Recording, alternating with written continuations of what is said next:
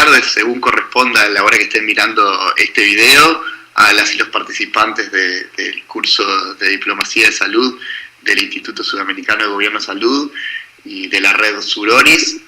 Para mí es un gusto poder participar en esta clase. Mi nombre es Andrés Coitiño, soy licenciado en Relaciones Internacionales y candidato a máster en Política de Salud Global. He estado trabajando con esta agenda de temas en los últimos 7 años, más o menos, desde que llegué luego de mi experiencia de estudio y un poco de militancia y de trabajo aquí en otras organizaciones, en otras ONGs, al Ministerio de Salud, y me fui involucrando en tratar de construir una agenda con los temas con los temas de mi experiencia en relaciones internacionales, y fortaleciendo un poco el trabajo del Ministerio en esa área. De ahí tuve la posibilidad y la oportunidad de ser director de Relaciones Internacionales durante 4 años, y luego estuve un tiempo más y hasta donde he estado hasta ahora en la Organización Panamericana de Salud como especialista en cooperación para el desarrollo sanitario, sobre todo trabajando en programas de fortalecimiento de la cooperación sur-sur, y en algunos productos que hemos trabajado con muchos de ustedes, y en algunas otras iniciativas de capacitación como estas, apuntadas un poco a ese mix entre las relaciones internacionales y la salud, que involucra, por supuesto, los temas que este programa está trabajando, que es diplomacia en salud. Ese es un poco mi breve presentación. El formato de esta clase va a ser una clase de 30-40 minutos, en la que podamos presentar algunos elementos centrales del módulo 2, que es el módulo de gobernanza de la salud. En esta primera clase vamos a discutir sobre los diversos actores del sistema de Naciones Unidas. Vamos a primero generar un enlace entre los temas de gobernanza global y gobernanza de la salud, muy brevemente, porque eso luego va a ser tomado por otras clases, pero como base para poder entender mejor qué rol cumplen la OMS y la OPS, tanto como foros de diplomacia en salud y como escenarios de la diplomacia en salud, y tanto como coordinadores y rectores sobre todo de la OMS, coordinadores y rectores de la salud en el sistema Naciones Unidas. Vamos a ir un poquito más allá y pensar en cuál es el rol de los distintos actores de las Naciones Unidas en salud, y cómo ha ido creciendo ese interés y el trabajo de las distintas agencias y programas en salud también.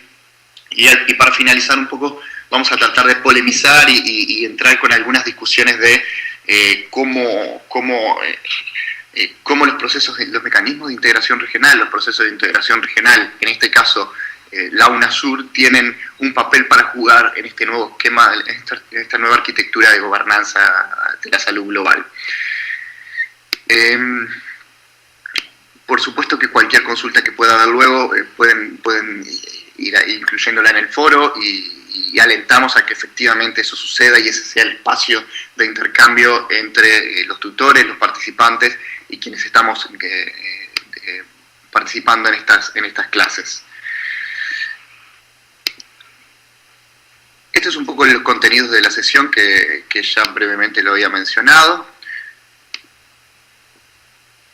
Así que directamente vamos a la primera parte, que vendría a ser tratar de dar un marco a este tema de el rol de OPS, OMS y Sistema de Naciones Unidas. El marco que queremos es el adecuado, es el de la gobernanza de la salud global. Ustedes, como les decía, van a poder escuchar y ver mucho más de esto de parte de Paulo en la clase que está programada para el módulo 3, pero nos parece importante entender el papel de estas organizaciones en este marco. Cuando nosotros hablamos de gobernanza global, hablamos de organizaciones y procesos a través de los cuales la sociedad global define e interpreta los valores compartidos que definen a los derechos humanos y responden a los desafíos y responsabilidades que el esquema de derechos humanos contrae. Entonces, La verdad es que desde la fundación de Naciones Unidas de 1946 hasta más o menos los principios de los 90, cuando uno hablaba de gobernanza global, se imaginaba simplemente o rápidamente al conjunto de sistema Naciones Unidas y sus esquemas de gobierno y cuerpos directivos o mecanismos de gobierno interno. En ese esquema, por supuesto que la OMS desde su nacimiento ha sido llamada a liderar la gobernanza global en el área de la salud. Sin embargo, hay una serie de debates y de discusiones y de elementos que desde los 90 hasta los 2000 van como un poco levantando la aparición de este uso de gobernanza global en la literatura académica y del uso también de un nuevo concepto que es la gobernanza de la salud global. Esta serie de conjuntos en realidad es el surgimiento de la multiplicidad de actores, sobre todo en las esferas de salud global, una apertura a visiones cada vez más amplias de la relevancia de los otros foros de las Naciones Unidas que van tomando importancia en los temas de salud, cambios en las relaciones de poder entre los actores estatales y los actores no estatales, y esto que les comentaba del uso de la academia cada vez mayor de conceptos de gobernanza global. De hecho, ustedes pueden llegar a ver en algunos lados algunos documentos de UNDP, de PNUD y del Banco Mundial, en los que tratan de discutir qué es la buena gobernanza. Y ahí se habla desde transparencia, desde rendición de cuentas, hasta distintos elementos, en distintos contextos, ¿no? Por supuesto que en un contexto de los años 90, estos elementos tenían una discusión de fondo del control, la rendición de cuentas y la eficiencia la eficiencia del gasto mencionado como tal. Un poco lo que termina apareciendo luego de los 2000 es este uso de gobernanza global en salud, un poco que refleja este cambio de que existen múltiples actores, múltiples niveles, que no es solamente el rol de OMS dentro de Naciones Unidas, sino también de foros más políticos y foros centrales, de un esquema un poco más amplio, una arquitectura global de la salud un poco más amplio. Aquí ustedes pueden llegar a ver en esta, aquí está, de que en realidad cuando hay algunos autores que han hecho algún análisis de cómo se usa esto de la gobernanza global de la salud y han encontrado que sobre todo hay tres acepciones que son las más utilizadas o que las cuales se puede agrupar. Este es un trabajo de Kelly Lee que en un paper desarrolla un poco esta idea de que la gobernanza, de que uno de los entendidos de la gobernanza de la salud global puede ser la gobernanza para la salud global, entendiendo la gobernanza de los niveles nacionales y regionales que apoyan la agenda de salud global. Aquí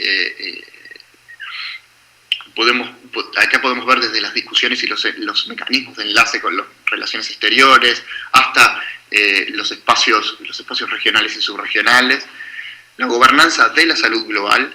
Y aquí entra en esto la gobernanza de las organizaciones dedicadas a la salud y sus interconexiones. Esto es el esquema OPS-OMS, el esquema de los cuerpos directivos más centrales, y la gobernanza global para la salud, que en realidad es esta idea que estoy seguro que Paulo lo desarrolla mucho más, que es el contexto de las organizaciones globales que interactúan y abren la cancha para la entrada de la salud, y de los cuales salud también se beneficia, por supuesto, porque en esto entra mucho la importancia de los determinantes sociales de la salud y cómo también podemos pensar en estos determinantes globales y distintos elementos que interactúan, con los cuales es importante generar regulación, diálogo político, programa, construcción de política, incluyendo otros sectores.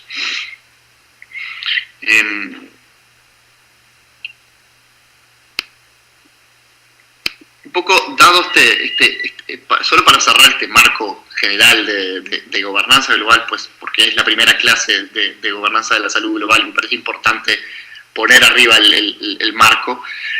Hay una serie, cuando hablamos de esta nueva serie de actores y nueva serie de configuraciones, hablamos de cosas como estas, de una emergencia de actores de alianzas públicos-privadas y una emergencia de los filántropos, no vamos a entrar tampoco en eso, y una nueva configuración de comercio internacional.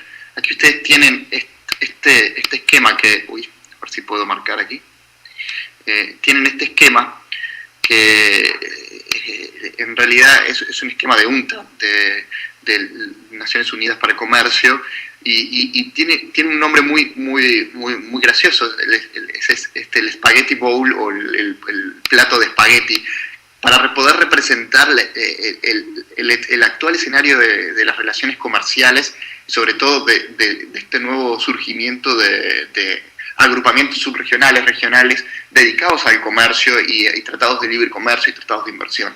Entonces, este rollo de espagueti más este mundo de actores aquí hacen que el escenario sea totalmente distinto. En estas nuevas configuraciones entra también dónde se discuten las cosas. Hoy le vamos a dar fuerte, o vamos a discutir un poco este tema de Naciones Unidas y cómo entra en la agenda de Naciones Unidas, cómo ha entrado también en la agenda de Naciones Unidas.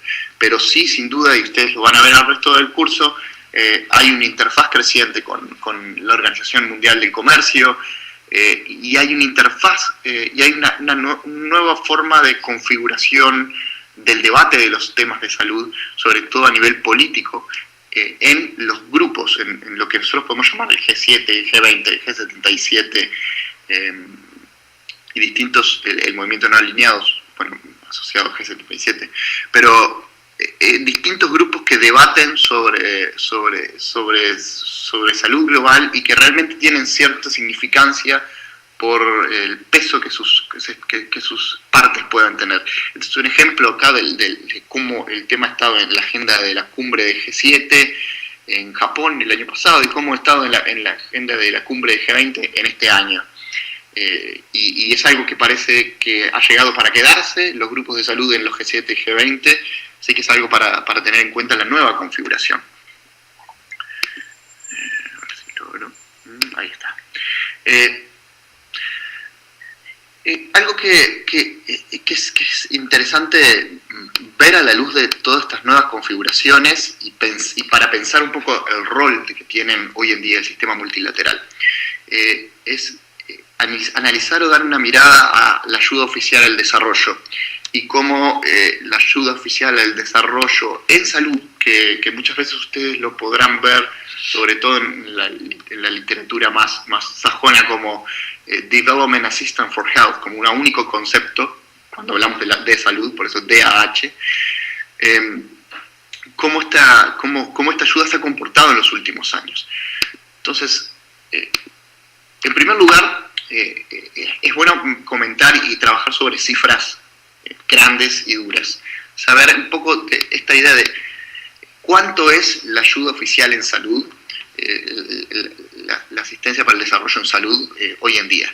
En realidad hoy en día estamos hablando de que los números de 2015 andan en 36.4 billones de dólares, y los números de 2016, que no aparecen aquí, pero que son parte del último informe del Institute of Health Metrics and Evaluation de la Universidad de Washington, que es el instituto que se encarga hace algunos años de desarrollar este producto, este producto de análisis, que es el de financiamiento en salud, y el producto de la carga global de la enfermedad, el Global Burden of Disease.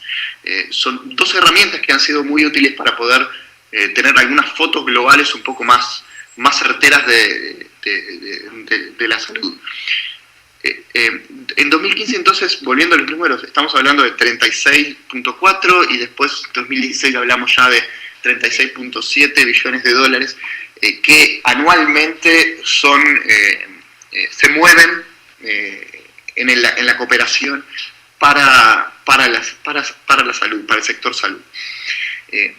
Ustedes podrán ver que en esta evolución hay como características bastante marcadas. Primero hay un acelere muy grande que va desde el 2000 al 2010, en donde cada año la cooperación para el desarrollo en salud crecía a una tasa de 11%. En realidad siempre se refiere a esta en términos, la parte de financiamiento de salud global se refiere como la edad de oro. Y esto está asociado al surgimiento sobre todo de los grandes programas vinculados a VIH, al programa PEPFAR de los Estados Unidos, al Fondo Global contra el HIV, SIDA, tuberculosis y malaria, y distintas configuraciones que fueron proponiendo distintos mecanismos de financiamiento, también partnerships de financiamiento. Entre el 2010 y el 2015 en realidad estamos entrando en una etapa de un poco desaceleramiento y que tiene que ver con los impactos de un poco de la crisis financiera. Ustedes ven aquí de hecho la marca del 2008 y la crisis financiera de 2008, y tiene que ver también quizás con una cuestión de cambios en las prioridades de la agenda, también en términos temáticos y de límites en cuánto se puede llegar a invertir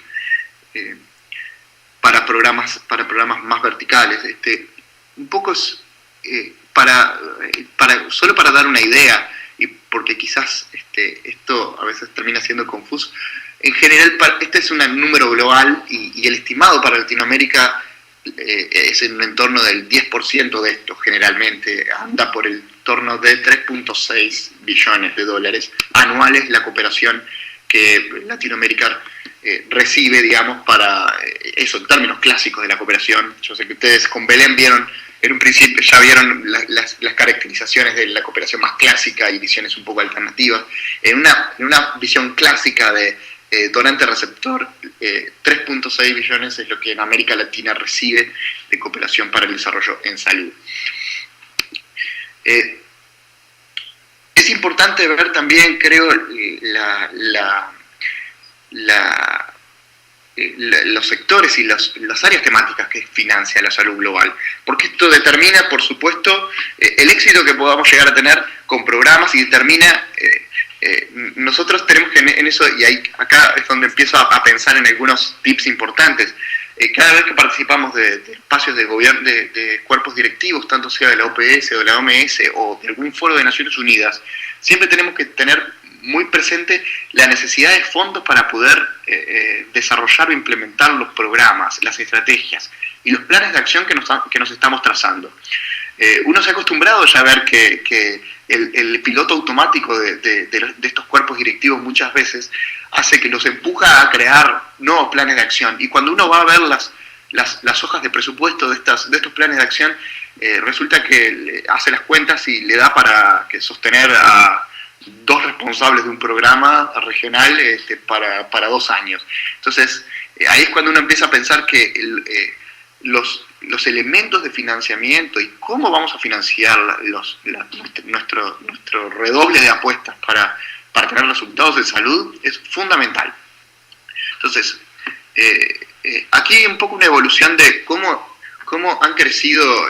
Esta es una gráfica que compara en verde la edad de oro del financiamiento en salud y el 2010-2015 como una segunda etapa. Aquí hay un punto que ustedes podrán ver que efectivamente hay un boom de crecimiento de tasas de crecimiento mucho más fuertes de la inversión en malaria, tuberculosis y HIV durante el primer decenio del siglo XXI, y un poco más reducidas en los otros temas.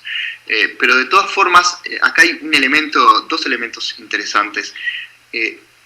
Más allá de que todo está desacelerado en términos de crecimiento entre 2010 y 2015, por ejemplo, uno ve acá que tuberculosis, que hoy en día vuelve a estar más que arriba de la mesa, es una de las preocupaciones globales por la multiresistencia y por la aparición de multiplicación de casos y el crecimiento de casos. Este año tendremos una conferencia global de alto nivel en Rusia en noviembre, y se espera que el año que viene, ya aprobado por Naciones Unidas, tengamos una sesión especial sobre tuberculosis no está la fecha, pero seguramente va a ser en parte del ciclo de la asamblea del año que viene. Pero ustedes ven aquí que en los últimos 5 años la evolución de la cooperación global en salud no ha cambiado, ha quedado en cero. Ni siquiera cubre los costos de la inflación.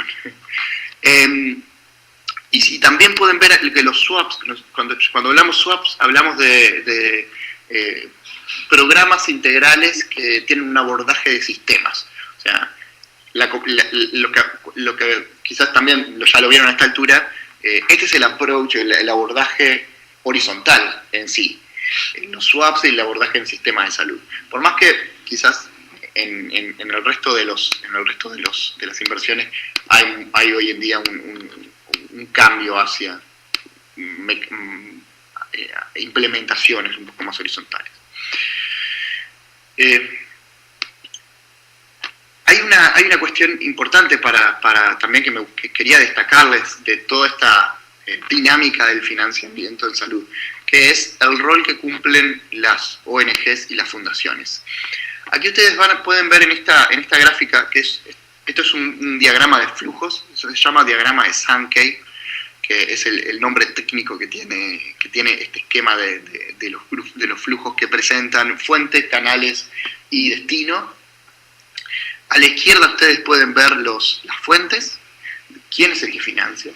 En el medio ustedes pueden ver los canales, qué es lo que se financia, disculpen, a través de quién se financia. Y en el destino ustedes pueden ver las áreas de foco. Bueno, hoy hablábamos, en verdad, cuando hablamos de las áreas de foco, hablábamos un poco de cómo el boom de la era de oro, de HIV, y sobre todo, y aquí vemos que efectivamente es el área con mayor financiamiento. Luego le sigue salud de la niñez, y quizás sumado salud de la niñez y materna, quizás puede ser el conjunto más grande.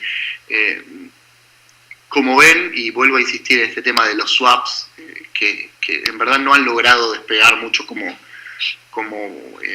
programas a los que financiar. Pero lo que les quería llamar la atención aquí es el rol de las ONGs y las fundaciones. Las ONGs y las fundaciones están cumpliendo un rol bastante destacado en la implementación y en la canalización de estos proyectos. El tipo de canalización cambia mucho, porque a veces es implementación, a veces es también construir mecanismos de financiamiento. Ustedes saben que, por ejemplo, hay una cosa muy... Hay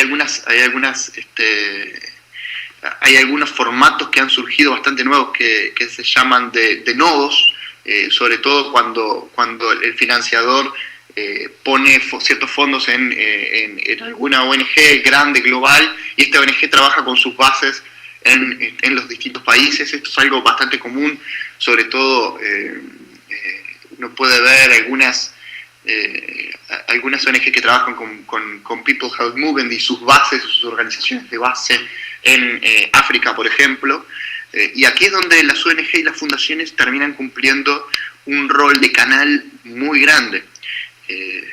Por supuesto que estas ONGs, este rol, tienen una parte muy grande de financiamiento de los Estados Unidos, que lo marco aquí, y del sector y de los filántropos privados también. Para que vean un poco el comparativo de los valores, este es el valor y el monto que utiliza, que canaliza, digamos, las Naciones Unidas. Es un 12,4%, en el 2016 fue un 12,4%, más o menos un 12 billones de dólares, lo que se canaliza a través de Naciones Unidas. Solo para dar un pantallazo y un cierre a este tema del financiamiento. Este tema del financiamiento da para discutir largo. Los invito a que también intercambiemos en el foro sobre esto, pues resulta ser muy interesante.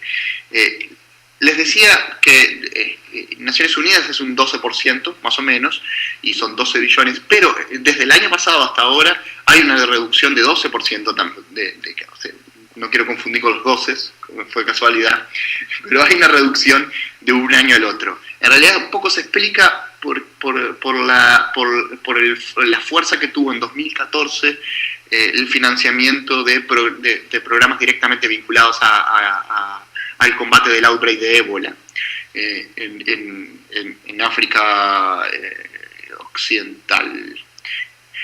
Y otros elementos que quería destacar y que me parece importante mencionar. Ya hablamos de las fundaciones y el rol creciente de las fundaciones. Bill y Melinda Gates es la fundación que que tiene mayor participación dentro de los filántropos, dentro de los actores filantrópicos. Estados Unidos se sigue siendo la mayor fuente de financiamiento de salud global, es un 36% de toda la cooperación para el desarrollo en salud. Y aquí hay algo que quiero destacar, que es el creciente rol del Banco Mundial y de los bancos, de las instituciones financieras. Y aquí podría incluir también al Banco Interamericano de Desarrollo. En realidad hay realmente un aumento bastante fuerte en los últimos 2 años de financiamiento del Banco Mundial a programas y proyectos de salud. El mayor incremento de esto se ha dado entre 2014 y 2015, donde el Banco Mundial pasó a invertir un 62% más en programas de salud. Esto me parece que es importante a la luz de cómo se articula y se combina el sistema de Naciones Unidas para poder ser aún más eficiente. Este fue un poco el elemento de cómo este financiamiento se reparte efectivamente. Nosotros vamos a centrarnos un poco en la OPS y en la OMS y la OPS. Uno diría, bueno, está bien, cumple, me acabas de decir que el sistema de Naciones Unidas canaliza el 12% de los esfuerzos de la población. Entonces, ¿por qué tengo que darle tanta importancia a OPS y OMS? Bueno, porque más allá de todo este nuevo esquema y nueva arquitectura de financiamiento y de cooperación en salud, la OMS, sobre todo, es el epicentro de la gobernanza global. Y es el epicentro de la gobernanza global por varias razones. A ver, en primer lugar, tiene una función de autoridad directora y coordinadora que fue dado por el común de todos los estados y el consenso de todos los estados con el mandato de coordinar la salud dentro del sistema de Naciones Unidas. Entonces, aquí la finalidad, y esto es un poco para cerrar esta idea central de por qué mirar esto. Uno es el coordinador y director principal. Y segundo, sigue siendo el principal foro de gobernanza y el principal espacio de articulación y de definición de estrategias, planes de acción y mucho más. Porque la OMS y los foros de la OMS, sobre todo la Asamblea Mundial de la Salud, tienen capacidades de construir normativa internacional basada en derecho internacional. Son tratados, en forma de tratados. Y ejemplo de eso es el uso del Convenio Marco de Control de Tabaco, el uso de funciones como los códigos, y como el código de sustitutos de la leche, y también como el Reglamento Sanitario Internacional. Entonces hay una serie de herramientas de fuerza, de valor, de derecho internacional que la OMS y sus foros de gobierno tienen y su gobernanza tienen, que la hacen también excesivamente atractiva. Entonces, dirección y coordinación del sistema y capacidad de construir a través de la diplomacia de salud instrumentos y herramientas de mayor valor jurídico internacional. Eso lo van a desarrollar un poco más con Daisy, de acuerdo a lo que viene el programa, así que hay una sección específica sobre la parte de derecho internacional y diplomacia. Solo quería mencionar las 6 funciones básicas de la OMS. Estas 6 funciones son las definidas en el 11º Programa General de Trabajo, más o menos en el principio de 2000. Pero son las que todavía se entienden que son las mejores y para describir un poco las funciones y el trabajo que realiza la OMS. Primero, les decía, ofrecer liderazgo en temas cruciales para la salud y participar en las alianzas cuando se requiera actuaciones conjuntas. Aquí bien, ya en el primero hay un cambio de esquema a principios de los 2000 del rol que tiene que tener la OMS también dentro de construyendo y fortaleciendo las alianzas, los partnerships en salud. O sea, como ven, hay una visión de que este esquema de nuevos actores también tenía que incluir, y por supuesto tenía que incluir a los estados y tenía que incluir a la OMS como coordinadora central. Entonces, aquí hay una evolución también del rol. Es un rol que no vamos a encontrar en la Constitución, en la Constitución del 48. Segundo, determinar las líneas de investigación y estimular la producción de conocimientos y la divulgación de información en salud. 3, definir normas y patrones y promover y seguir su aplicación en la práctica. 4, formular opciones de políticas que aún en aspectos técnicos y fundamentalmente científicos. Esta es una organización basada en evidencia, evidence-based, así que eso es fundamental tenerlo en cuenta. Tanto la OPS como la OMS se basan en su base tiene que ser, por sus características, tiene que ser basado en evidencia científica y eso cumple un rol fundamental. 5, prestar apoyo técnico, catalizar el cambio y crear capacidad institucional.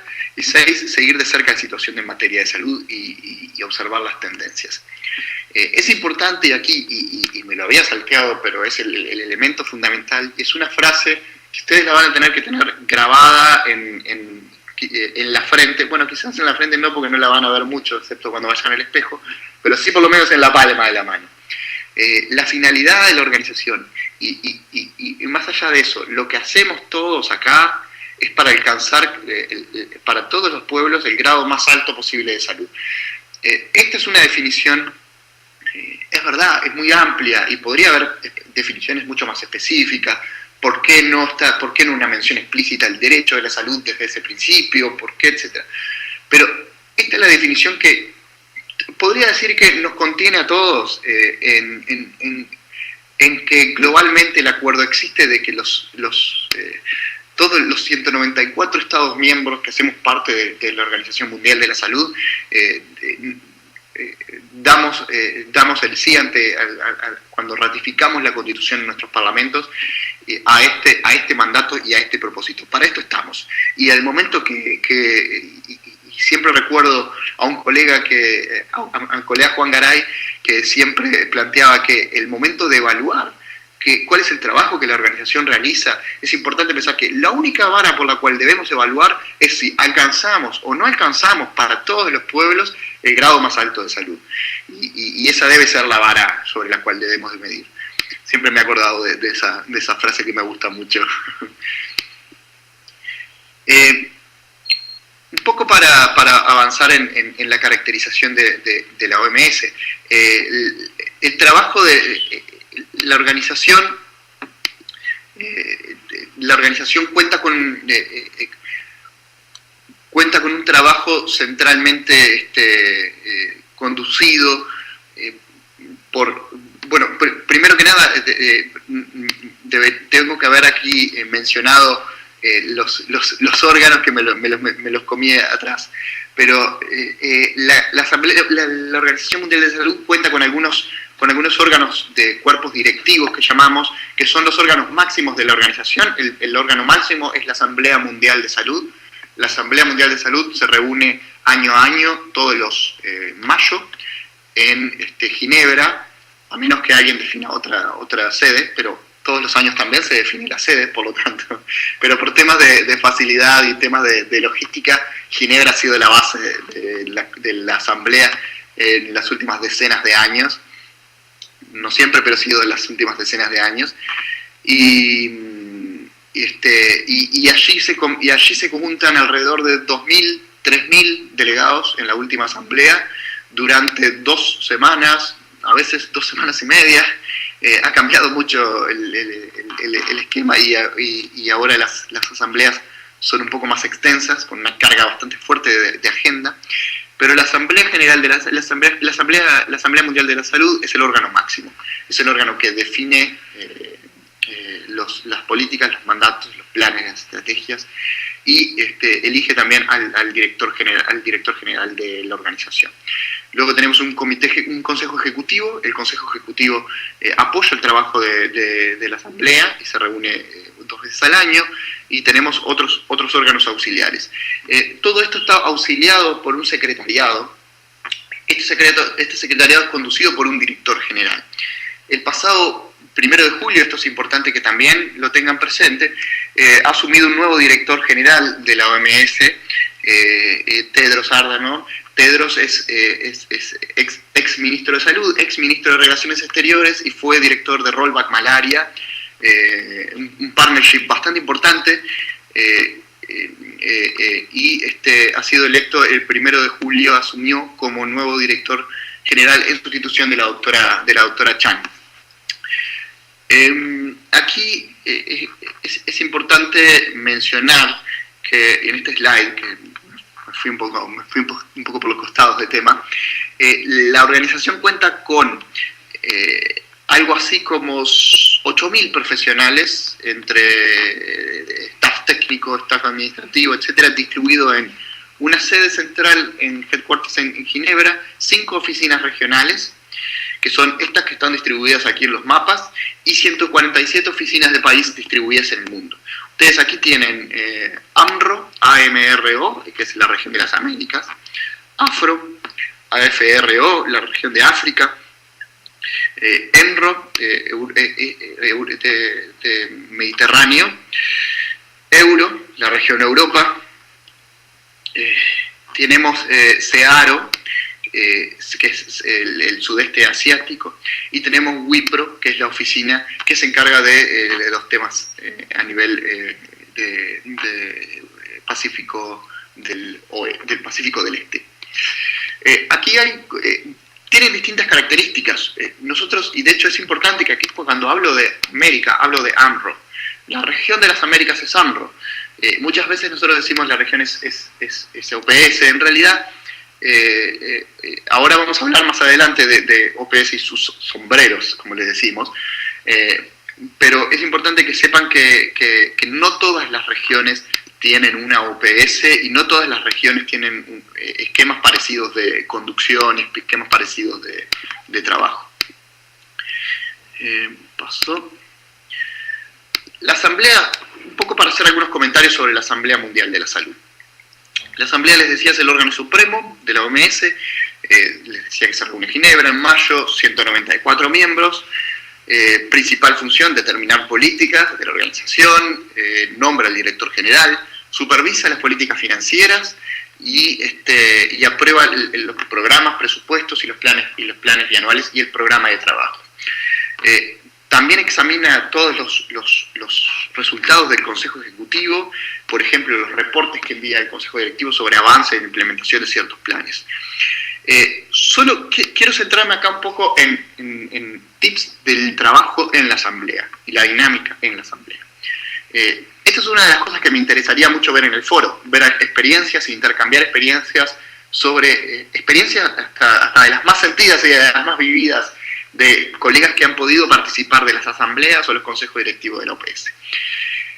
Ustedes van a encontrar que allí, ya les dije que son más o menos 3.000 delegados, entonces van a encontrar un mundo de gente, actores, delegaciones de países muy grandes, delegaciones muy pequeñas. Van a encontrar en los pasillos actores de organizaciones registradas, no estatales. Se van a encontrar hasta representantes de empresas que están queriendo colocar algún producto en algún lado, que a veces son auspiciados por algunas delegaciones y terminan participando de sus delegaciones en los pasillos. Pero es probable que se los encuentren. Ahí van a tener 3 espacios grandes, sobre todo, un plenario que siempre tiene un tema principal. Eso es importante considerarlo, la idea, el business as usual, la forma típica de la asamblea es un plenario en el que se debate un tema central, en el que los ministros toman la palabra y discuten sobre ese tema. Puede haber algunos invitados al principio junto con el director general, pues eso es un poco la estructura general. Ese plenario tiene su fuerza en ese tema central en los primeros 2 días y medio, y después comienza a aprobar y a considerar los temas que le pasan las comisiones. Pero lo rico son las comisiones que elaboran, discuten los elementos programáticos. La comisión A discute los temas programáticos, la comisión B se centra un poco más en temas administrativos, presupuestarios y financieros, y quizás algunos de gestión. A veces cuando no dan los tiempos se utilizan intercambiadamente. Es importante también que tengan en cuenta que existen grupos de reacción. Las cosas se negocian mucho antes. Después vamos a hablar un poco de eso. Pero existen las negociaciones que aún no están cerradas y que por supuesto son las más complejas, se negocian hasta el último momento. Y el último momento implica las 2, 3 de la mañana, y aquí hay muchas historias que espero verlas en el foro, de colegas que han trabajado los fines de semana o hasta las 2, 3 de la mañana, 4 para volver a las 7 otra vez al otro día a seguir negociando. Y los grupos de reacción tienen un peso fundamental. Sobre todo es fundamental tener una coordinación mínima cuando tenemos delegaciones chicas para poder cubrir la participación de la región en esos foros. Por último, quería mencionarles este tema de UNASUR en la Asamblea. Parte de la idea de este curso es que todo esto tenga un approach subregional. Y aquí yo tengo una recomendación grande. En realidad hay un trabajo muy bueno que 3 colegas de la región han realizado, Mariana, Luana y no recuerdo la tercera, me van a matar, pero hay un trabajo que les vamos a compartir en la lista de bibliografía, que es un documento, es un paper sobre las posiciones de UNASUR en la Asamblea Mundial de la Salud. Yo les recomiendo leer ese paper, porque en realidad van a ver un poco la riqueza del proceso, desde aquel momento en que David Chiriboga, como ministro de Salud en 2010, 2011, luego del creado del Consejo, lidera las discusiones y las posiciones comunes de UNASUR en momentos sobre temas de medicamentos, que siempre ha sido como el tema fuerte en temas de negociación multilateral, y eso se lo debemos al gran trabajo de los colegas de GAUMU, y se lo debemos también al gran trabajo político y respaldo político de prioridad que han tenido los ministros sobre este tema. Pero desde ese momento de 2010 hay una larga trayectoria de posiciones comunes y experiencias, buenas y malas. Entonces creo que es bueno leer ese paper, darle una mirada y pensar un poco en el rol que tiene que tener UNASUR en sus posiciones comunes en los distintos espacios. No solo en la Asamblea, pero sí pueden mirar eso y por lo menos pensar un poco en estas ideas. Consejo Ejecutivo. Y acá me voy a detener un poco también en lo chiquito. El Consejo está integrado por 34 miembros. La idea es que estos 34 miembros son técnicamente calificados en el campo de salud. Bueno, efectivamente lo son, no es la idea. Sus miembros se eligen por un mandato de 3 años y la principal reunión es la que se decide el orden del día de la Asamblea y se preparan los borradores, se consideran los documentos que luego serán elevados a la Asamblea. Esta sucede en enero, en la tercera semana de enero hasta el final de enero, son 2 semanas también, y una luego más breve se sucede el día siguiente, por 2 días, a la Asamblea Mundial de Salud, en mayo, en Ginebra. Que quizás esa es un poco más de temas administrativos y no tiene tanto fuerza de la agenda. Con este tema de las reuniones, lo que quiero destacar es que la reunión de enero es muy importante. Hoy en día la reunión de enero se constituyó básicamente en una preparatoria de la Asamblea. La previa de la Asamblea se disputa y se juega en la reunión de enero. Ahí es fundamental tener la presencia de todos los miembros del Consejo Ejecutivo. Las principales funciones del Consejo son la de dar efecto a las decisiones y las políticas de la Asamblea y asesorarla en manera general, por supuesto. Cuando nosotros hablamos de que es 34 miembros los cuales se espera que son cualificados técnicamente, es porque en realidad los que son miembros no son los estados, sino que son es el Estado el que nomina a una persona y el que designa a una persona que va a ser la persona miembro, el consejero, digamos, ejecutivo de de la OMS. En esto se diferencia mucho el formato de la asamblea. Uno cuando va a una asamblea sí va con cartas credenciales que le dice, bueno, quién es el jefe de misión, quiénes son los delegados de la misión, pero cuando habla por supuesto habla por el país, y en el Consejo Ejecutivo también hablan por el país, pero el representante, el asambleísta no es la persona, sino en realidad ahí es un poco más el país. Aquí yo les quería destacar quiénes son actualmente los miembros de UNASUR que forman parte del Consejo. Hoy en día tenemos a Brasil desde 2017-2020 y a Colombia 2016-2019. Más o menos en general hemos logrado, la región suramericana ha logrado mantener dos miembros del Consejo, rotando por supuesto, pero más o menos ha logrado mantener 2 miembros del Consejo. La vez que vi más fueron 3. Recuerdo una época en la que teníamos Argentina, Brasil, Surinam como el máximo de cantidad de miembros. 3 de 12 es una buena tasa, pero 2 de 12 ya también es buena. Así que si los esfuerzos pueden ser para mantener 2 espacios dentro de eso, es fundamental. ¿Cómo se deciden estos? ¿Y cómo termina siendo Brasil y cómo termina siendo Colombia? Bueno, en realidad los acuerdos de membresía del Consejo Ejecutivo se hacen a nivel regional, a nivel de la sesión de AMRO, en este caso OPS, durante el Consejo Directivo. Durante el Consejo Directivo se votan los miembros a integrar por parte de la región de las Américas al Consejo Ejecutivo. Y esto es importante tenerlo en cuenta, que se define allí. Otros mecanismos, esto lo voy a nombrar muy rápido porque ya nos vamos pasando de tiempo. Yo me estoy divirtiendo mucho, pero no quiero aburrirlos a ustedes que están mirando este video. Igual pueden poner una pausa y ir a buscar un café y después resumir, pero... el PIVAC es el espacio de temas de administración y presupuesto. Está integrado por 14 miembros, y además que son miembros del Consejo Ejecutivo, además del presidente del Consejo Ejecutivo y de uno de los vicepresidentes del Consejo, que actualmente son 4. Dentro de esos 4 hay uno que participa de PIVAC. Su función es brindar orientaciones, y aquí es por donde pasa y donde se hacen los borradores del Programa General de Trabajo y del presupuesto. Hay otros procesos, bueno, no voy a hablar del Oversight Committee, solo mencionar que en el PIVAC hoy en día hay 2 miembros de la región de las Américas, que son México y República Dominicana actualmente. Eso para que lo tengan en cuenta para el próximo ciclo y tengan presente quién son los interlocutores allí.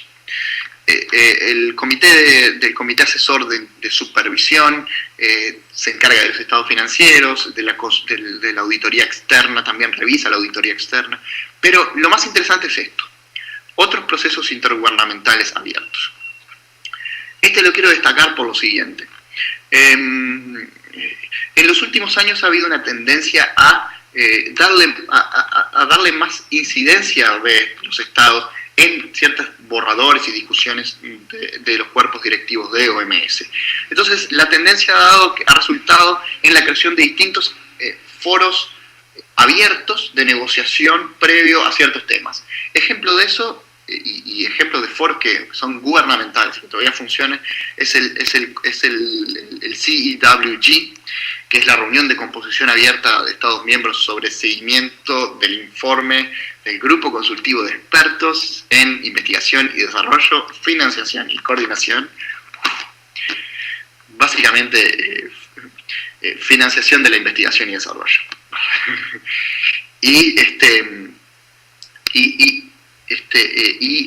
Otros ejemplos más podemos ver con la reforma de gobernanza con los Open-Ended Groups del FENSA, que fueron el espacio de negociación. ¿Esto qué implica? Que son espacios abiertos a todos los Estados miembros, que se reúnen quizás un par de veces al año y que trabajan sobre los borradores, son los espacios de negociación en sí. ¿Por qué? Porque en realidad en cierto momento los documentos y las propuestas de planes, y sobre todo cuando son muy sensitivos para los estados, comenzaron a aparecer directamente desde el secretariado. Las consultas eran mínimas, porque las consultas se hacían chiquitas allí en Ginebra con los embajadores. Los embajadores y las embajadas, las representaciones a veces tienen distintas conexiones con las sedes, entonces uno no tenía muy claro si efectivamente el Ministerio de Salud había estado comprendido en la posición que la representación ha asumido al comentar informalmente a los técnicos en Ginebra sobre ese tema. Entonces lo que pasaba era que los borradores llegaban y la disconformidad de los estados respecto a la base con la que discutían era un poco alta. Entonces eso llevó a la creación a la emergencia de espacios intergubernamentales. Y acá quiero destacar un punto concreto. Es el rol de las representaciones de los Estados miembros ante las Naciones Unidas en Ginebra. Tienen un rol fundamental. Si no tienen conexión con con su representación en este momento, les sugiero que en este momento armen un borrador de mail, escriban un mail, armen una reunión de su ministro o de su viceministro con la Cancillería para poder fortalecer el trabajo y la coordinación que se hace con Ginebra. Ellos son nuestros pies ahí en la cotidiana del diálogo con los técnicos, con los equipos y en las consultas más informales. Las consultas informales son fundamentales. Esto parece, uno dice, bueno, sí, pero ¿cómo yo me entero de eso? Ahí es donde la red de las representaciones en Ginebra se vuelve fundamental e importante. Hay países, y aquí hay distintos modelos sobre cómo trabajar esto en Ginebra. Quizás lo pueden ver en alguna otra clase, pero hay países que tienen health attachés, que es algo que ha surgido sobre todo para otros que no sea Estados Unidos, que tiene esto desde el 50, ha surgido en los últimos 10 años, 20 años, que es la idea de tener un representante, un técnico, un profesional en Ginebra que solamente lleva la agenda de la OMS y temas vinculados a salud en distintas agencias de Naciones Unidas que tienen base ahí, por ejemplo OMPI, que tiene base también en Ginebra, pero con el enfoque en salud. Esto ayuda mucho a la especificidad. Y yo sé que en este curso tenemos muchos colegas de las cancillerías, y que las cancillerías en nuestra región adoran la idea de la generalidad. Entonces prefieren formar diplomáticos que manejan todos los temas, porque hoy un día estás en consular y otro día estás en Ginebra llevando temas de salud y otro día pasaste a llevar temas de frontera en la sede. Sin embargo, a mi forma de ver, el nivel de detalle de estos temas, el nivel de tecnicismo de estos temas requiere un manejo también en la esfera diplomática tan profundo que sería importante pensar en la especificidad de las formaciones, en incorporar elementos de diplomacia en salud en las currículas de las academias de diplomacia, a nivel de las cancillerías, y de generar un ciclo de trabajo entre estas misiones, entre la misión de Ginebra y la misión de Washington, que lleva temas de OPS, y la sede que quizás tiene muchos trabajos que hacer en coordinación con el sector salud. Entonces, acá mi llamado también a los colegas de Relaciones Exteriores. Seguimos. Las bases, las prioridades, porque hablamos de estructura, hablemos de contenido. El 12º Programa General de Trabajo 2014-2019, denle una mirada, se los vamos a poner en los links, es la cabeza de todo lo que hacemos a nivel de OMS. Ahí hay 3 capítulos grandes, uno vinculado más a la gobernanza de la gestión y la reforma, otro vinculado al liderazgo de la OMS. Volvemos al punto inicial del contexto. En este mundo y multiplicidad de configuraciones y actores, el liderazgo de la OMS y su fortalecimiento es fundamental, por lo tanto, ocupa uno de los 3 capítulos centrales de nuestro programa de trabajo.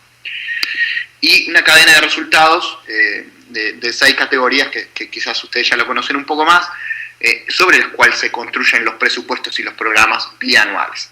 En este momento está aprobado ya en mayo el programa presupuesto 2018-19, también denle una mirada. Novedades de ese presupuesto y programa. Primero, la alineación con los objetivos de desarrollo sostenible.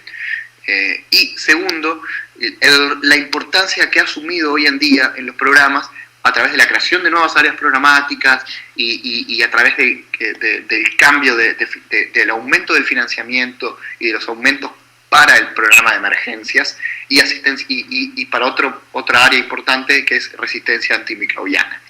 Estos dos temas son los que crecen en términos presupuestales, crecen en términos programáticos y dentro de todo el esquema y de cadena de resultados del programa y presupuesto 2018-19.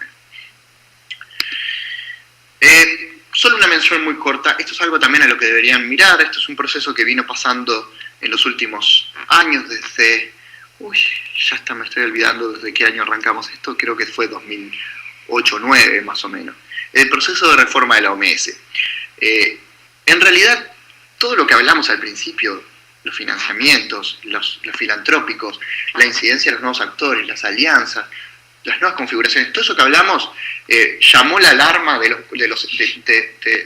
la organización, de su secretariado y también de los Estados miembros. Entonces hubo un planteo de, bueno, hay que ir a un proceso de reforma, hay que ir a un proceso de reforma de financiamiento que proteja la organización, hay que reequilibrar estas discusiones sobre financiamiento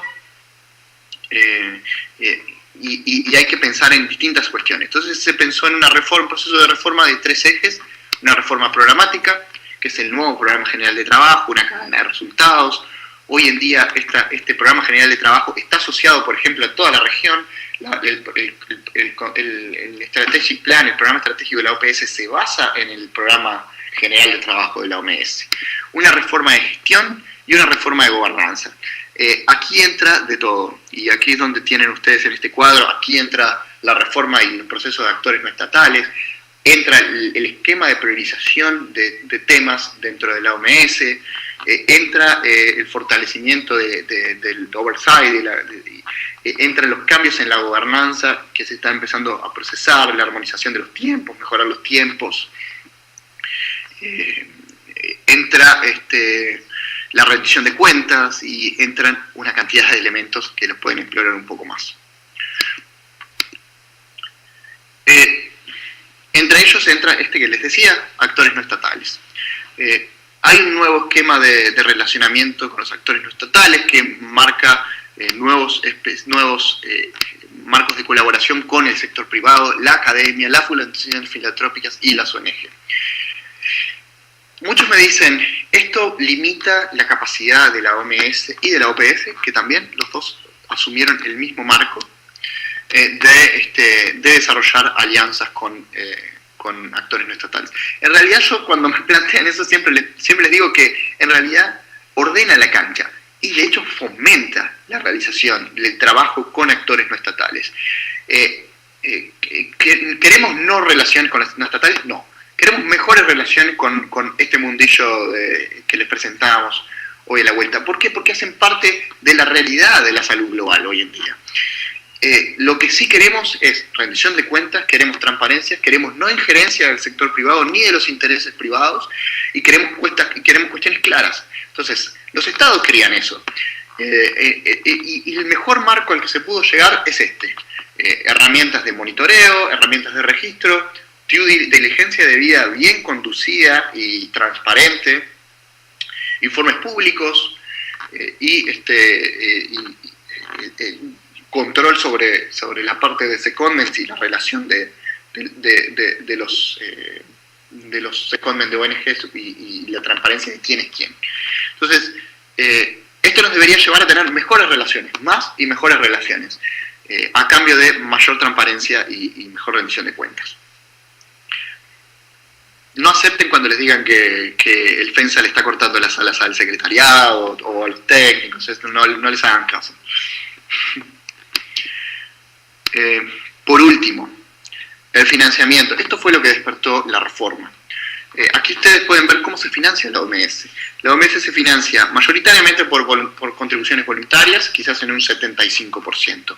Y lo que está en amarillo, que muchas veces que aparecen como fondos flexibles, son las contribuciones puestas por los países. Y quizás alguna contribución voluntaria que sea flexible, pero no creo que la incluyan, porque de hecho es muy difícil contar con contribuciones voluntarias flexibles. Aunque en este programa de trabajo, una de las grandes avances es poder tener un presupuesto integral. Antes los presupuestos solamente se construían sobre lo amarillo. Hoy en día los presupuestos y la priorización temática que hacen los estados se basa sobre el global, sobre todo. Eso es fundamental para poder tener una conducción y direccionar de la mejor manera las prioridades desde los gobiernos y desde los cuerpos directivos. Son los cuerpos directivos hoy quienes direccionan las prioridades de todo el presupuesto y no solamente de la parte amarilla. Esto es un cambio de los últimos 5 años. Me paso a la OPS, la Oficina Sanitaria Panamericana, la AMRO, OPS. Hemos escuchado muchas formas de decirlo, pero en realidad aclaro un poco los términos y las ideas. La OPS viste varios sombreros institucionales. En primer lugar, desde 1902,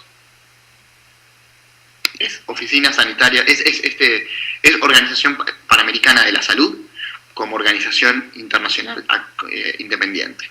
Luego pasó a ser Oficina Especializada de Salud, Agencia Especializada de Salud para el Sistema Interamericano, que dentro de los cuales ustedes, el más famoso es la OEA, el órgano conductor del Sistema Interamericano. Luego de la creación de la OMS pasó a través de un acuerdo específico entre las dos organizaciones, pasó a ser Oficina Regional de las Américas. Entonces la OPS, más que dos sombreros como los colegas les gusta decir, cumple con 3 sombreros, porque es organización independiente con capacidad legal, es Sistema Interamericano, agencia especializada del Sistema Interamericano por acuerdo específico con la OEA. Y es también región de las Américas por acuerdo específico también con la Organización Mundial de la Salud. Esto fue todo un debate en el nacimiento de la OMS. ¿Qué hacer? ¿Qué pasaba con la OPS? Y de hecho, durante primeros años, durante un año hubo un funcionamiento en paralelo casi, hasta que se llegó a un acuerdo de la fórmula. El propósito de la organización es la promoción y la coordinación de los esfuerzos de los países del hemisferio occidental para combatir las enfermedades, prolongar la vida y estimular el mejoramiento físico y mental de los habitantes. Aquí describo un poco los espacios de cuerpo directivo centrales. La Conferencia Sanitaria Panamericana, el Consejo Directivo y el Comité Ejecutivo, que es asesorado además por un subcomité de Programa, Presupuesto y Administración, y quien cumple la función de secretariado, en este caso, es la Oficina Sanitaria Panamericana, que tiene una directora, que nosotros siempre decimos la directora de la OPS, la directora de la OPS. En realidad la directora es la directora de la Oficina Sanitaria Panamericana, sería la directora de la OSP, pero bueno, la prensa y todos nosotros estamos muy acostumbrados a llamarla como la directora de la OPS. Pero su rol es conducir y dirigir la Oficina Sanitaria Panamericana, de acuerdo a la Constitución. La OPS tiene su sede en Washington y tiene 27 oficinas de país y 3 centros especializados. Eso es quizás ustedes estén un poco más familiarizados con eso. 35 estados miembros, 3 estados participantes. Cuando hablamos de los estados participantes, son estados cuyos, por ejemplo, que incluyen territorios que están en la región, pero cuyas relaciones externas están delegadas en un país de fuera de la región. Este es el caso de Francia, UK, Gran Bretaña y Holanda, y Países Bajos. Los 3 son estados participantes y por lo tanto tienen derecho a voto también en los consejos directivos. Cuando se vota en el consejo directivo, votan los estados miembros más los 3 estados participantes. Hay miembros asociados, que son territorios no independientes, que están asociados a estos participantes, que actúan como observadores también, no votan. Y hay 2 estados observadores, que son Portugal y España. Instrumentos claves que pueden darles una mirada luego. La Agenda de la Salud de las Américas es el documento político fuerte que va a ser reemplazado este año por la Agenda de Salud Sostenible de las Américas, el Sustainable Agenda for the Americas, el SHA. Esto va a ser aprobado y considerado en 2017, ahora en septiembre, en el próximo Consejo Directivo. No sé si aprobado, pero al menos considerado, esperemos que aprobado. Esperemos que aprobado, sí. Hay un plan quinquenal que va de 14 a 19 y un programa de presupuesto que se construye también cada 2 años. Esto es muy similar al esquema de cadena de resultados de la OMS y de hecho se basa mucho en la cadena de resultados de OMS. Hay un comité ejecutivo, como lo hablábamos. El comité ejecutivo es integrado por 9 miembros, se reúne 2 veces al año. Entre estos 9 miembros, aquí tienen ustedes los cuadros de las membresías de hasta cuándo. De Sudamérica tenemos a Argentina, Chile, Brasil y Colombia. Eso es un poco... este comité ejecutivo también prepara la agenda, cumple un análogo a lo que es el Consejo Ejecutivo en la OMS también. Importante, 2 recomendaciones. Entender el ciclo de cuerpos directivos es fundamental. Los temas los temas de la agenda tienen un ciclo de vida de por lo menos 1 año. ¿Por qué? Porque en realidad la agenda del próximo Consejo Directivo se define y se empieza a moldear ahora en un comité ejecutivo que hay luego del Consejo Directivo. O sea, en septiembre de 2017 vamos a estar discutiendo la agenda del próximo Consejo Directivo de 2018. Entonces, ¿cómo se colocan los temas? Bueno, en realidad ahí hay una construcción hay un punto de construir relevancia sobre el tema. Muchos utilizan side events, muchos utilizan reportes, o utilizan acciones paralelas a las conferencias o al Consejo Directivo para ir de a poco poniendo el tema. Lo mismo sucede en la Asamblea Mundial de Salud. Poner el tema significa 1 año atrás pensar en cómo acercar actores extrarregión o intrarregión en eso. También otro llamado de atención, las representaciones de la OEA en la región, en Washington. Ellas son supervisores y llevan los temas de OPS, aunque de distinta manera. Esto no es lo mismo que en OMS, no hay un diálogo tan estrecho y cotidiano de consulta directa, porque la relación con los países, a través de las oficinas de país y a través desde headquarters, desde la sede, es mucho más directa que lo que puede ser de OMS, por una cercanía, por tamaño, por muchas razones. Para un poco ir avanzando fuerte en esto, porque si no se me está yendo demasiado largo y ustedes se me están aburriendo de mí. Sistema de Naciones Unidas, es importante pensar salud más allá de la OMS dentro del Sistema de Naciones Unidas. Órganos clave, este es el mar de las Naciones Unidas, es un mundo aparte. Órganos claves, Asamblea General, Consejo de Seguridad, el ECOSOC, Consejo Económico y Social, y para salud, y esto es fundamental, el Consejo de Derechos Humanos, además de los organismos otros programas y agencias de las Naciones Unidas.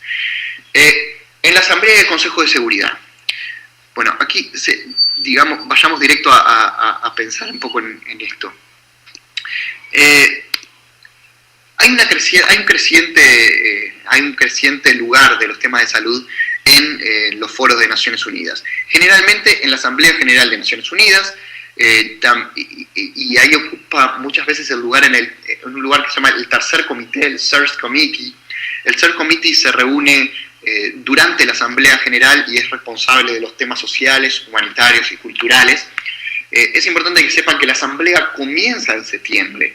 De hecho, ustedes están seguramente muy acostumbrados a ver los discursos de los jefes de Estado, decir, no, mi jefe de Estado, mi presidente, fue a Naciones Unidas en septiembre. Pero en realidad la Asamblea comienza allí y termina quizás en diciembre, mitad de diciembre, poco antes de Navidad. Durante esas sesiones, en realidad, se trabajan una cantidad de temas y muchos de los temas de salud han pasado por allí. Es importante destacar allí la evolución que sobre todo ha tenido desde 2001, desde 2000, con las sesiones especiales y las reuniones de alto nivel. Estas sesiones especiales o reuniones de alto nivel también son instancias paralelas a las asambleas generales. Se desarrollan en Naciones Unidas durante esos días y tratando de involucrar a gente de alto nivel, y son temáticas. Entonces, acá tenemos una de las más conocidas, la sesión especial de VIH-Sida 2001, que terminó en una declaración de la Asamblea de Naciones Unidas sobre una declaración de compromiso VIH, que es la que lanzó todo el proceso de financiamiento más fuerte y los compromisos políticos fuertes de la década de oro del financiamiento. La de no transmisible desde 2011, el High Level Meeting de 2011, que culminó también en una declaración política de enfermedades crónicas no transmisibles. Una declaración que también ha sido fundamental, sobre la cual construir apoyos políticos y alianzas y financiamiento para los no transmisibles. Y un ejemplo de esto, actual, por ejemplo, a final les mencioné en noviembre tuberculosis, la reunión de alto nivel que está organizando Rusia. Bueno, ya está aprobada una sesión especial para 2018 sobre tuberculosis de las Naciones Unidas. Esto seguramente va a desembocar también en una declaración y una priorización política del tema de tuberculosis y sobre todo de resistente en la Asamblea de Naciones Unidas. El ECOSOC, y esto es una discusión también muy amplia. El ECOSOC es un órgano de representación social, sobre todo. Tiene su agenda, temas sociales, culturales, económicos. Se reúne en julio todos los años, pero siempre se ha dicho que no tiene capacidad de mandato, que no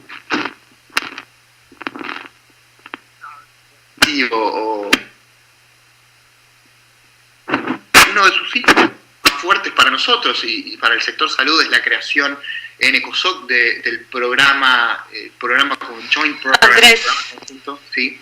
Andrés, perdón, es que creo que moviste algo ahí y no escuchamos qué estabas diciendo del mandato de ECOSOC. Si puedes repetir, por favor.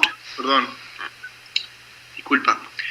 Que el mandato de ECOSOC es sobre trabajo con los temas sociales, económicos y culturales, pero siempre se discute del poco poder que el ECOSOC tiene. Es interesante decir que en el ECOSOC también participan las ONGs, y hay un esquema de participación oficial de las ONGs en Naciones Unidas a través de ECOSOC. Pero siempre se dice que los fuertes en Naciones Unidas son las tres primas, que se le llama al Banco Mundial, al IMF y a la Organización Mundial de Comercio, y que el ECOSOC es como el espacio blando. Sin embargo, por ejemplo, para nosotros, para salud, fue importante el rol que jugó en la creación de ONUCIDA, que es un programa integral de muchas agencias, y ahí ha jugado papeles fundamentales también en eso. Consejo de Derechos Humanos. Este es un foro bastante nuevo que se reúne en Ginebra y que no voy a entrar mucho en él porque creo que tienen alguna sesión más vinculada o quizás en la de derecho. Van a estar hablando un poco más de derechos humanos y salud como derecho. Aquí, importante destacar es que en el Consejo de Derechos Humanos, por ejemplo, se ha creado un rapporteur específico de salud. Hay un rapporteur que regularmente reporta sobre el derecho a la salud, y es el espacio, por ejemplo, en el que se hacen las evaluaciones universales de cada uno de los países, y se llama, ¿cómo es que se llaman en español? Es el reporte año a año de los países por turnos, cada 5 años, o sea, digamos, reportan sus avances en derechos humanos. El Consejo de Derechos Humanos le genera observaciones, y esas observaciones pueden ir, por ejemplo, vinculadas al sistema de salud, y el Estado tiene que ir a responder cómo va a hacer los cambios sustanciales para poder cumplir con el derecho a la salud consagrado en el artículo 12 de la Convención Económico, Social y Cultural. El Consejo entonces es el supervisor de ese esquema. Por último, un poco el rol de la coordinación más de Naciones Unidas y de la coherencia que el sistema de Naciones Unidas intenta tener. A nivel regional, a nivel global hay distintos grupos de articulación interagencial. Hay un programa, hay un documento importante que es la revisión cuatrienal amplia, el QCPR, que es el elemento estructural por el cual se coordinan y desarrollan su trabajo del sistema de Naciones Unidas. A nivel regional hay equipos regionales un DGLAC, que es el Grupo de Naciones Unidas para el Desarrollo.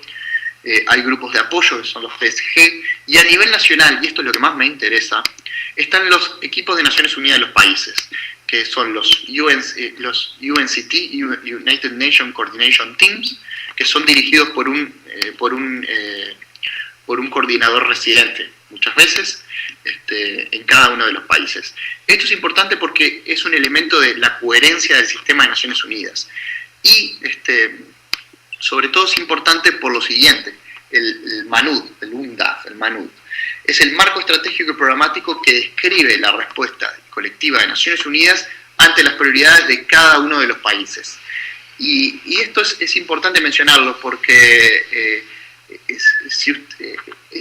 el MANUD se discute una vez cada 5 años también, cada 4 años en realidad, y involucra la discusión a todo el gobierno. Muchas veces salud queda fuera de estas discusiones, pero es importante estar, porque aquí es donde el sistema de Naciones Unidas va a decir si la implementación del convenio marco de control de tabaco es una prioridad para todo el sistema de Naciones Unidas a nivel nacional o no lo es. Y si queda fuera, en realidad ustedes van a tener menos herramientas para poder involucrar, por ejemplo, a UNCTAD de comercio y a la regulación de comercio en las discusiones nacionales. Entonces, para todos los policy makers de cada país es fundamental poner un ojo en los momentos de elaboración de los UNDAF y en sus resultados, por supuesto. Un último punto que voy a mencionar sobre esto es algunos cambios que se vienen a nivel de Naciones Unidas. También hay un nuevo secretario que asumió el 1 de enero, Antonio Guterres, portugués, ex primer ministro de Portugal y ex director de ACNUR, de refugiados. Es el nuevo secretario general de las Naciones Unidas, y entre sus propuestas de reforma tiene una intención de levantar el nivel de este UNCT y de este representante de Naciones Unidas que tenemos en nuestros países. ¿Por qué? Porque en realidad pretende que tenga mayor conexión con el secretariado de Naciones Unidas y con el trabajo interagencial con todas las agencias. Hoy en día eso está anclado en PNUD, y un poco la intención es moverlo directamente a la Secretaría General. Eso está todo explícitamente mencionado ya en documentos. Fue un poco lanzado ahora en julio su propuesta. Hay algunas agencias que cumplen roles fundamentales en salud, y esto un poco para ir avanzando en este tema. En primer lugar, UNICEF tiene como misión promover los derechos de todos los niños en todos los lugares, y en este sentido también tiene programas vinculados sobre todo a asegurar la infancia saludable en el periodo natal hasta la adolescencia, y vinculados al área de salud de la madre y del niño, y también programas multisectoriales como de vacunación. La verdad que post Alma Ata, UNICEF cumplió un rol en jugar en parte del equipo de los paquetes básicos y en el esquema, en eso que se llamó GOVI, que era crecimiento, vacunación, crecimiento, inmunización, saneamiento, y el esquema más de paquetes básicos, frente a la idea de salud de salud horizontal, salud para todos, y el concepto de Alma Ata. Pero, y ahí fue quedando, y todavía quedan esos hilos un poco más fuertes, sobre todo en las campañas de vacunación y las campañas de rehidratación oral. Ahí está el otro lado, se me voy olvidando. El segundo que tiene un rol fundamental que me parece importante mencionar es UNFPA. El Fondo de Naciones Unidas para las Poblaciones es la agencia de Naciones Unidas que promueve el derecho de cada ciudadano a vivir una vida saludable con igualdad de oportunidades, y tiene un foco muy fuerte. Esto fue creado en el 69 bajo PNUD, pero después en el 71 ya lo liberaron, como después transfirieron la autoridad a la Asamblea, y es hoy ya agencia, pero tiene un foco muy fuerte en asegurar que cada embarazo sea deseado, en que cada nacimiento sea seguro y que el potencial de cada joven sea cumplido. Es un poco el esquema más general. Y en realidad es el mayor financiador de programas de salud reproductiva. Hoy en día pasa por una situación compleja, sobre todo por el anuncio de financiamiento de parte de Estados Unidos y por el cambio también de liderazgo que va a procesar en estos meses. ONU-SIDA también, por supuesto, hoy lo mencionamos, es un programa construido en torno a 11 organizaciones de Naciones Unidas. Es un joint program, no una agencia en sí, sino un programa, es único en su tipo. Tiene un consejo, que además tiene un consejo coordinador de 22 Estados miembros, que incluye países de la región: Ecuador, Brasil y Chile. Son los 3 suramericanos que se encuentran actualmente en el Consejo Coordinador. Pero lo interesante es que aquí incluye también sociedad civil, ONGs, y que además dentro de ellas, sobre todo, hay asociaciones de personas viviendo con VIH-Sida. ONU-SIDA fue el gran responsable en principio de los 2000, bajo el liderazgo de Peter Piot, de procesar mucho de este boom de financiamiento y de avanzar sustancialmente en muchas de las cuestiones, entre ellas el acceso a antirretrovirales en la región, junto con, por supuesto, otros elementos políticos y comerciales.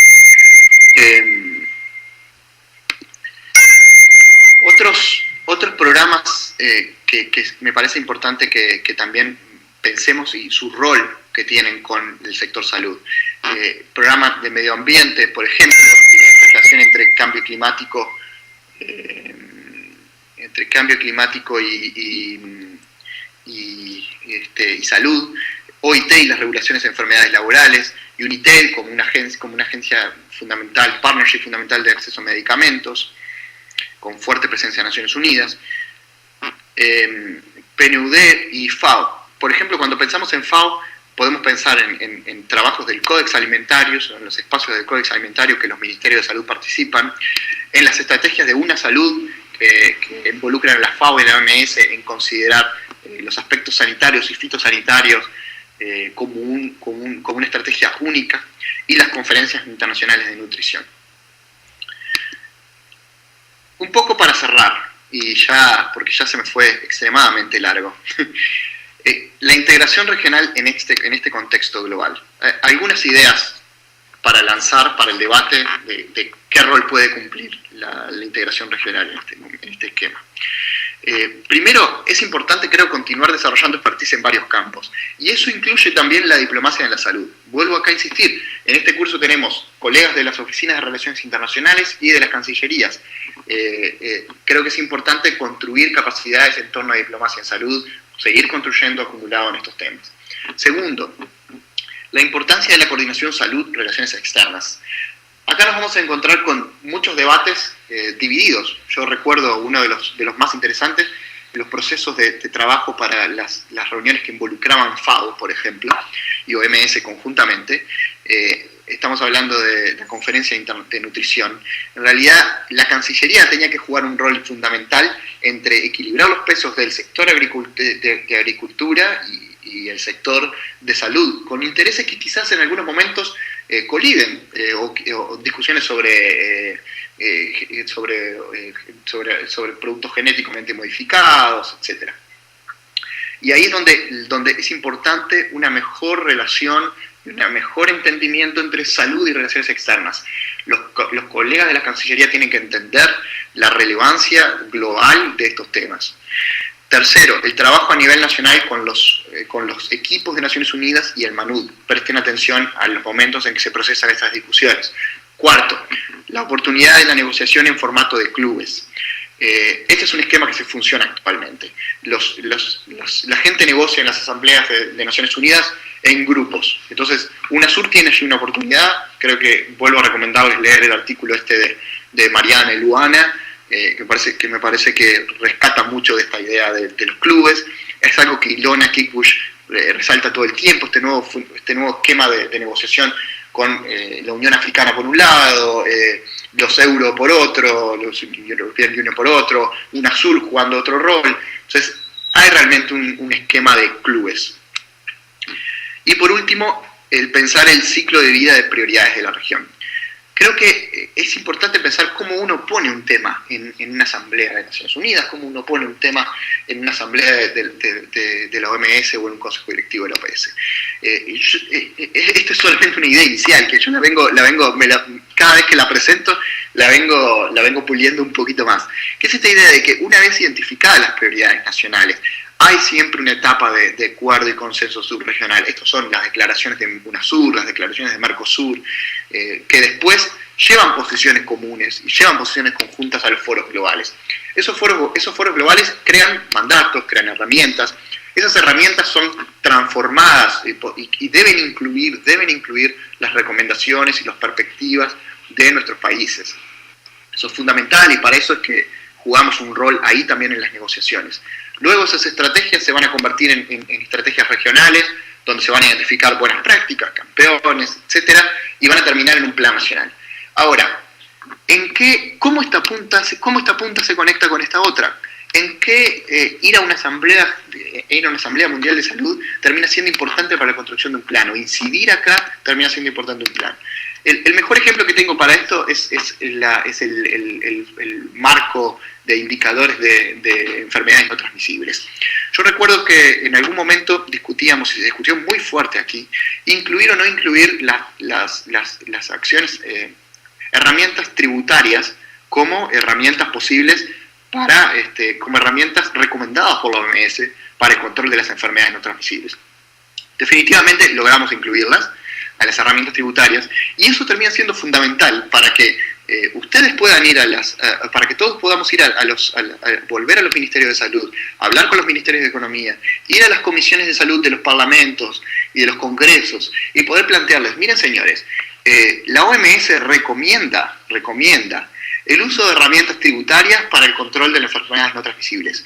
Eso que ha dado, eso ha apoyado y ha apoyado fuertemente, por ejemplo, la implementación de regulaciones de etiquetado, las regulaciones de tasación de gaseosas en México, o sea, distintas acciones que sin un respaldo basado en evidencia científica, con una marca global de seguridad de que la recomendación de la OMS es una recomendación de política objetiva y basada en evidencia. Y con eso tenemos una cantidad de herramientas para decir sí, es una herramienta posible y poder cambiar ciertas posiciones en ese debate interno también a nivel del país. Entonces, un poco esa es el cierre de esta idea. Es una idea para ir pensando de esa pirámide. Creo que, y acá los invito a hacer lo siguiente, los invito a que sigamos discutiendo en el foro. Hay una cantidad de cosas sobre las que hemos conversado y sobre las cuales podemos discutir. Yo creo que podemos empezar con estas tres. ¿Cómo han cambiado estos actores involucrados en la gobernanza de la salud? Creo que me encantaría escuchar ejemplos de ustedes y leer ejemplos de ustedes de distintas acciones de diplomacia de salud en los foros del Sistema de Naciones Unidas. Experiencias de asambleas, experiencias de consejo directivo, experiencias de alguna reunión de Naciones Unidas. Y tercero, ¿en qué beneficia un mejor posicionamiento de la agenda de salud en la agenda de alto nivel del Sistema de Naciones Unidas y en los planes de trabajo de otras agencias y programas? ¿Cómo podemos pensar más allá de OMS y pensar en el Sistema de Naciones Unidas y las distintas agencias y programas? Cómo posicionar mejor los temas de salud para poder relacionarnos mejor y trabajar mejor intersectorialmente, también a nivel regional y también a nivel global. Así que, de mi parte, eso fue un poco el disparador de esta clase. Espero leer muchos comentarios en el foro y estoy abierto a contestar todo. Disculpen que se me ha hecho muy larga la sesión.